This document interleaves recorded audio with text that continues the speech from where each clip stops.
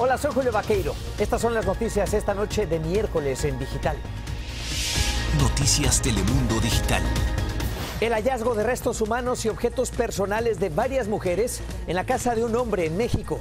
Las autoridades creen que este feminicida asesinó a unas 15 mujeres en los últimos 20 años. Quiero justicia. Digo que el tiempo que va a vivir es muy poco para lo que hizo. Le doy gracias a Dios que nunca tocó a mis hijos. Hablaron con nosotros los vecinos y tenemos los últimos detalles de la investigación. ¿Quiénes eran sus víctimas y cómo terminaron ahí? Reabre Nueva York. No más tapabocas, ni distancia social, ni límite en el cupo de los restaurantes. El estado, que un día fue el epicentro de la pandemia, vuelve. Puede que haya un rebrote. Para nosotros está bien porque sale más gente, vendemos más. En su momento, el cierre de Nueva York fue especialmente simbólico. Ahora su vuelta a la vida también lo es, camino a la normalidad. Además, 14 cuerpos mutilados en un motín dentro de un penal de Guatemala. La masacre ocurrió esta tarde. Esta noche, todavía hay decenas de guardias retenidos como rehenes. Se siente horrible pensar que no vamos a poder estar juntos por 10 años. Y el relato de una Dreamer que salió de Estados Unidos y no puede volver en 10 años. Ahora está en México, distanciada de los suyos que siguen aquí. Otra familia más separada. Y todo por un error. Enseguida tenemos los detalles de este caso. Comenzamos con el arresto de un hombre que pudo haber matado a decenas de mujeres en México. Isa Osorio tiene lo último sobre este feminicida en serie. Adelante, Isa. Julio, al mismo tiempo que se ha dado a conocer la terrible historia del feminicida serial de Atizapán, también han salido a la luz los nombres de sus víctimas.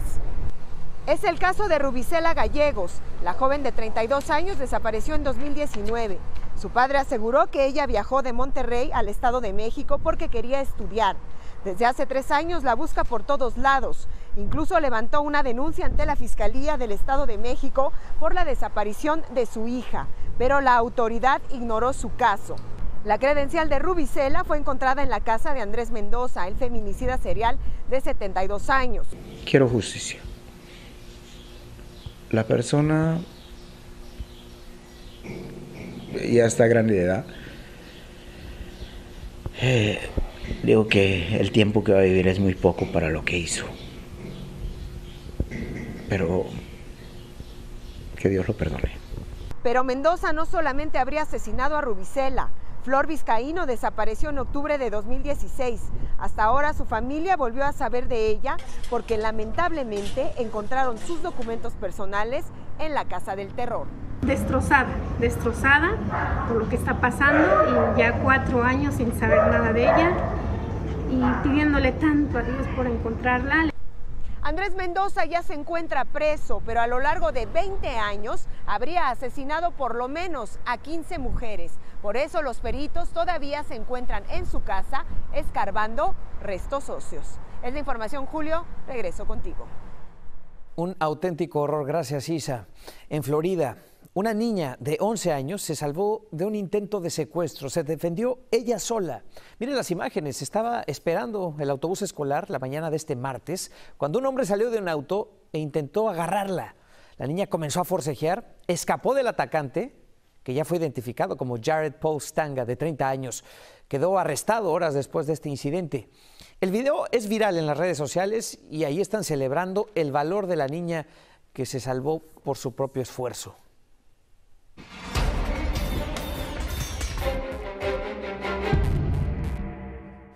¿Cómo va la vacunación en Estados Unidos? 7 estados ya alcanzaron la meta de la administración Biden de vacunar al 70% de los adultos con al menos una dosis. Entre ellos, Nueva Jersey, Connecticut, Vermont. En esos estados, los casos son 10% más bajos que en donde hay menos vacunados. Pero hay algunos contrastes. En 10 estados, solo menos de la mitad de la población adulta se ha vacunado al menos con una dosis. El promedio de casos per cápita en esos estados es 19% más que aquellos en los que hay más personas vacunadas. Y por otra parte, ya 600,000 niños de entre 12 y 17 años se han puesto la vacuna. 17 millones son elegibles para recibirla, pero los expertos dicen que el ritmo de vacunación en este grupo va mejor de lo que se esperaba. Aún así queda pues todavía mucho para la inmunidad de rebaño. Solamente cerca del 40% de la población del país está totalmente vacunada. Se necesita un porcentaje mayor para conseguir esto. Eso sí, uno de los epicentros de la pandemia, Nueva York, ya dio un paso gigante hacia la normalidad. Desde hoy, las personas vacunadas no necesitan usar tapabocas. Los restaurantes y otros negocios pueden abrir a plena capacidad. Diego Arias reporta. Nueva York, el epicentro de la pandemia hace un año, oficialmente eliminó la mayoría de sus restricciones. Ya no es obligatorio el distanciamiento social ni los tapabocas dentro y fuera de lugares públicos para las personas completamente vacunadas. Está bueno ya, hay que botar esto ya. Las luces de Broadway se volverán a encender. Vuelven los grandes eventos como la Maratón de Nueva York. Y no hay restricciones en el número de clientes dentro de gimnasios, restaurantes, salones de belleza y otros negocios, si todas las personas están vacunadas. Tenemos chance de recuperar todos esos meses tan horribles y no luchar tanto para sobrevivir. Pero no todos están felices. Algunos trabajadores de la salud no comparten las nuevas normas de los CDC. Muy prematuro y sí, es algo confuso y pues da miedo porque en realidad los perjudicados somos nosotros, los que trabajamos en la salud, los perjudicados son las minorías que fueron los que se vieron más afectados y ellos a nosotros nunca nos preguntaron nuestras opiniones. Esta enfermera colombiana ha vivido en carne propia la pandemia. Hace un año nos pintaba un panorama muy desalentador. Las medicinas las estamos contando para ver a quién se las damos, ellos eligen quién la necesita más, tienen que esperar hasta que estén bien enfermos para entonces darle la medicina y a ver si sobreviven. Varias grandes empresas anunciaron que el uso de las máscaras ya no será obligatorio dentro de sus establecimientos, pero algunos aseguran que seguirán utilizando el tapabocas de manera preventiva. Es de verdad una gran noticia. Nos vamos a California. En Los Ángeles, una pelea frente a un restaurante se investiga como un crimen de odio contra judíos. Según testigos, manifestantes que estaban gritando mensajes a favor de Palestina se detuvieron en este establecimiento y preguntaron si había personas judías. Se enfrentaron a algunos clientes. Este incidente violento se da en el contexto de la escalada bélica entre Israel y Hamás. En otras cosas, el expresidente Donald Trump respondió a la noticia de que la Fiscalía de Nueva York mantiene una investigación criminal sobre las finanzas de su organización. Javier Vega está en Washington con los detalles de esto. Javier, ¿qué tal? Buenas noches. Sí, Julio, buenas noches. Reacción ya del expresidente Trump a esta decisión de la Fiscalía de Nueva York. Una continuación de la cacería de brujas, es como le llama. Lo cierto es que han aumentado sus riesgos legales porque tanto la investigación como sus consecuencias han cambiado considerablemente. Aumenta la presión legal contra el expresidente Trump. Que la investigación civil de la Fiscalía de Nueva York sobre las finanzas de su organización añada un enfoque criminal podría acelerar las pesquisas. El gobierno le da más prioridad, le da más dinero, más investigadores, más fiscales. Claramente es un cambio agresivo. Pero asegura, no solo eso, ante una condena los riesgos son mayores. En la parte civil van a haber consecuencias económicas. Estamos hablando de pagar multas, penalidades y solamente dinero. En la parte criminal, típicamente hay cárcel. Detrás de la investigación, la poderosa fiscal neoyorquina Leticia James, quien ahora unirá fuerzas con el fiscal de distrito de Manhattan, que ya tenía abierta una investigación criminal. Su objetivo, saber si la organización Trump cambió el valor de propiedades para recibir beneficios económicos y si pagó los impuestos debidos. Ante el anuncio de la fiscalía, Trump respondió en un comunicado: "No hay nada más corrupto que una investigación que busca desesperadamente un crimen", y añadió: "He construido una gran compañía, empleado a miles de personas y lo único que obtengo son los ataques y abusos de un sistema político corrupto". El motivo principal de estas investigaciones es uno político: tumbar al presidente Trump, descarrilarlo políticamente. Pero en el terreno legal, el expresidente y sus abogados tienen varios frentes abiertos, incluyendo 3 denuncias por el ataque al Capitolio. A esto hay que sumarle 2 denuncias por difamación, 4 por supuestos engaños en su programa de televisión y una más por fraude. Esa la interpuso su sobrina Mary Trump. Esto además de una investigación abierta en Georgia por sus llamadas a oficiales electorales. Julio, hacia el panorama. Seguimos en política. La Cámara de Representantes dio luz verde al proyecto para crear una comisión independiente que investigue el asalto al Capitolio del pasado 6 de enero. Esta iniciativa contó con el respaldo demócrata y con 35 votos republicanos que se apartaron de los líderes del partido en el Congreso y del propio presidente Trump, que habían pedido votar en contra de la iniciativa. Ahora el proyecto va al Senado y ahí sí se anticipa una mayor resistencia por parte de los republicanos.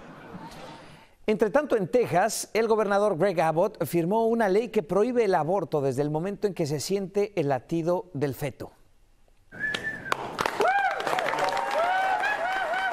Rodeado de activistas, Abbott promulgó así una iniciativa que declara ilegal todo tipo de aborto después de las 6 semanas de embarazo. La ley, que entrará en vigencia en septiembre, no hace excepciones en caso de violaciones o incesto. Ahí en Texas, una presa en un campo de golf en Corpus Christi colapsó por las intensas lluvias. Casi 30 millones de personas siguen bajo alerta por las inundaciones en el sur del país. Ahí en Texas han caído entre 4 y 10 pulgadas de lluvia esta mañana. Se esperan hasta 4 entre jueves y viernes. En Luisiana son 5 las personas muertas por las inundaciones que llevan ya 2 días.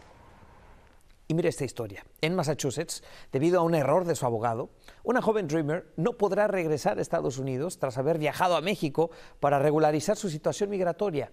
Su hermana gemela y su familia hacen un esfuerzo para que su ausencia no sea tan larga. Luis Matute nos presenta la historia.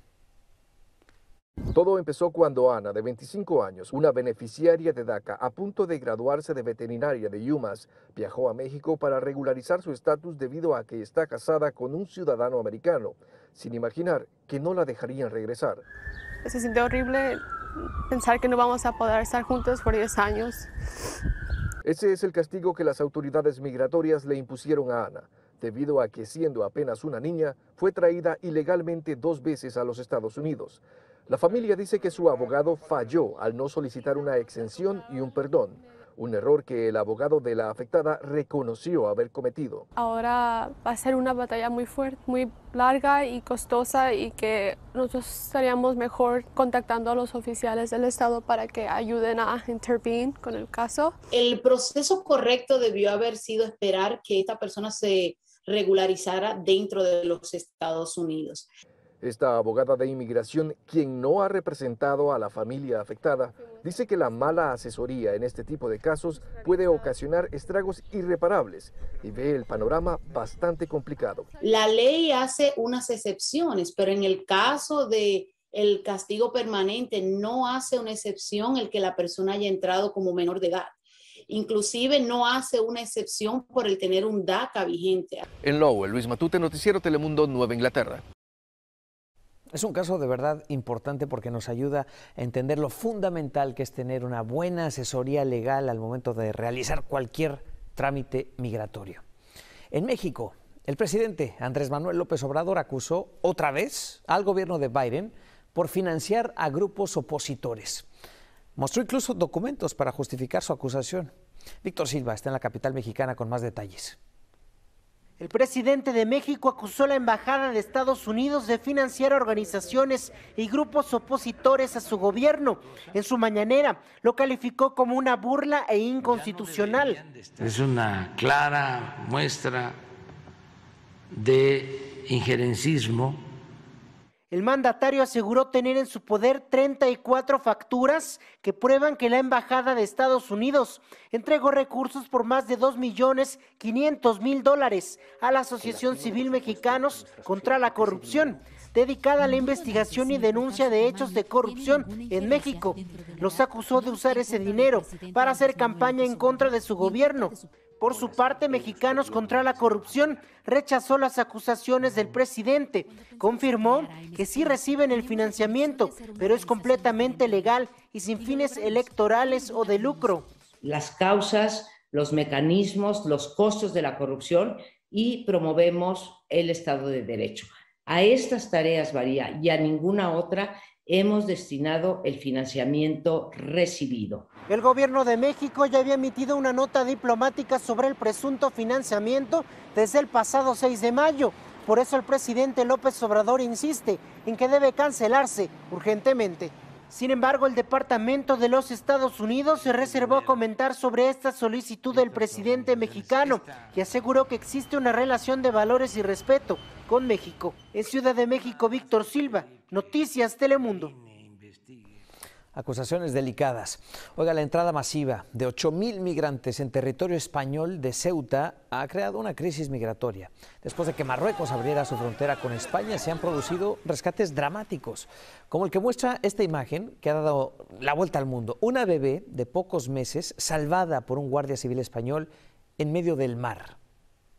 Ir lo más rápido posible con el bebé hacia costa, porque el bebé estaba frío, húmedo, no hacía ningún tipo de gesto. Sinceramente, yo cuando lo cogí no sabía si estaba vivo o no. Y otra imagen icónica de este drama migratorio es la de este menor que, tras tocar tierra en la ciudad autónoma española después de cruzar a nado desde Marruecos, se abraza desconsolado a una soldado española. Ella le responde con un gesto protector. Prueba de que la humanidad pues no entiende de fronteras. Se estima que unos 1.500 menores migrantes han entrado a Ceuta. El drama migratorio en otras partes del mundo. Un motín en una cárcel de Guatemala dejó al menos 14 muertos, 4 de ellos decapitados. La masacre fue esta tarde en una prisión de Quetzaltenango. Aparentemente se trata de una venganza entre narcotraficantes. Además de los muertos, hay más de una docena de guardias que siguen retenidos como rehenes. En México, la Fiscalía obtuvo una orden de aprehensión en contra del gobernador de Tamaulipas, Francisco Javier García Cabeza de Vaca. Se le acusa de delincuencia organizada, lavado de dinero, delitos por los que cuentas bancarias fueron congeladas. La Fiscalía además ordenó al Instituto Nacional de Migración que vigile sus entradas y salidas del país. Síganos en nuestras redes sociales para más noticias y visite noticiastelemundo.com.